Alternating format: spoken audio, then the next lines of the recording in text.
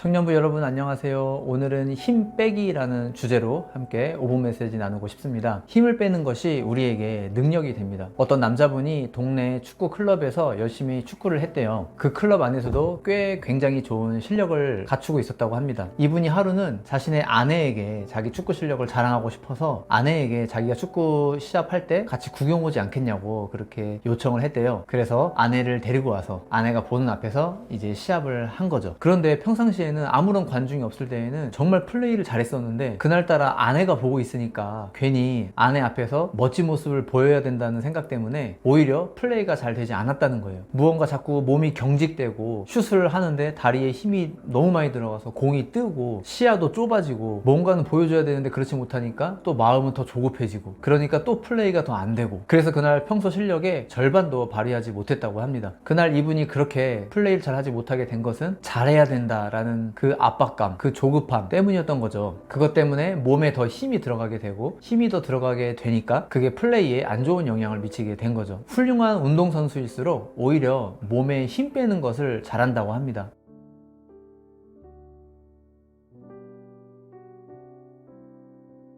운동선수가 몸에 힘을 빼야 더 좋은 플레이를 할 수 있다. 이것은 우리의 삶과 신앙에도 마찬가지인 것 같아요. 내가 무언가를 이뤄내야 되는데 이런 조급함, 이러다가 내가 남들보다 느려지겠어 하는 조급함, 내가 잘 안 되면 어떻게 하지? 이거 실패하면 어떻게 하지? 이런 생각에서 나오는 조급함, 이런 것들이 우리를 더 경직되게 만들고 쓸데없는 힘이 들어가게 만든다라는 거예요. 그래서 결과가 더 안 좋아지게 만드는 거죠. 하나님을 믿는다라는 것은요, 우리가 이런 것들로부터 자유해지는 겁니다. 우리가 하나님을 바라볼 때에 우리를 향한 세상의 기대와 기준들, 그 모든 압박감들, 주변과의 비교, 차이, 이 모든 것들로부터 우리가 힘을 뺄 수가 있는 거예요. 이사야서 40장 31절에 보면요, 오직 여호와를 앙망하는 자는 새 힘을 얻으리니 독수리가 날개치며 올라감 같을 것이요 다른 박질을 하여도 곤비하지 아니하겠고 걸어가도 피곤하지 아니하리로다, 이렇게 기록합니다. 우리가 보는 성경 번역본에는 날개치며 이렇게 번역이 되어 있는데요, 사실 이 치며라는 말은 원어 성경에는 있지 않는 말이래요. 우리나라 말로 성경이 번역되면서 첨가된 말이라고 합니다. 그러니까 원래 원어의 의미로 직역을 해서 이 부분을 번역을 하면은 그들은 독수리처럼 날개로 올라갈 것이다, 이렇게 된다고 합니다. 날개 침이 올라가는 것이 아니라 날개로 올라가게 된다라는 거예요. 독수리가 날개로 올라간다는 것은 날개를 쫙 펴고 상승 기류로 올라가는 그 모습을 얘기하는 거죠. 한마디로 하나님을 앙망하는 사람, 하나님을 바라보면서 잠잠히 기다리는 사람, 이 사람은 어떤 사람이냐면 자기 날개를